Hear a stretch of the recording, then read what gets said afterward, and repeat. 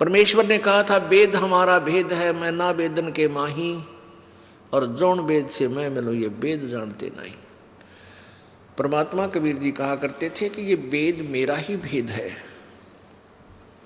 मेरी ही महिमा ये चारों वेद गा रहे हैं, सुना रहे हैं। परमात्मा ये करता है, परमात्मा ये करता है, परमात्मा ऐसी लीला करता है, लेकिन मेरे पाने की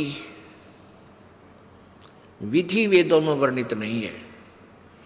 अब यहाँ दो प्रश्न उठते हैं कि एक तो परमात्मा सामने बोल रहे हैं, कह रहे हैं,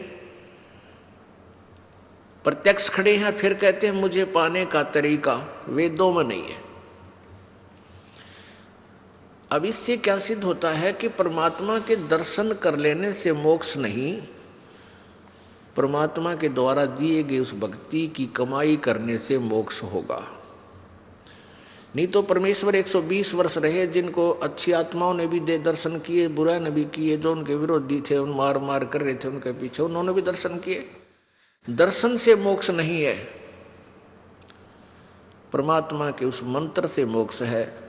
मोक्ष का मीन है कि जैसे हम परमात्मा ने हमें विधि बताई है वह कमाई कराएंगे, उस राम नाम के धन को जोड़ेंगे, उस भक्ति की शक्ति योग के बलते, भक्ति के बल से, उस राम नाम की कमाई की शक्ति से हम सतलोक जाएंगे, वहां जाकर के हम परमानेंट सुखी हो जाएंगे।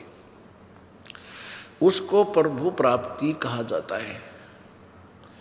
परमात्मा यहाँ आए, सभी को प्राप्त थे, दर्शन भी होते थे, लेकिन मोक्ष कोई नहीं, मुक्त कोई नहीं हुआ, क्योंकि हमने परमेश्वर के उस ज्ञान पर भी विश्वास नहीं किया, न उनके द्वारा दी गई भक्ति की साधना की। तो परमात्मा के नाम से मोक्ष होगा, केवल दर्शन मात्र नहीं।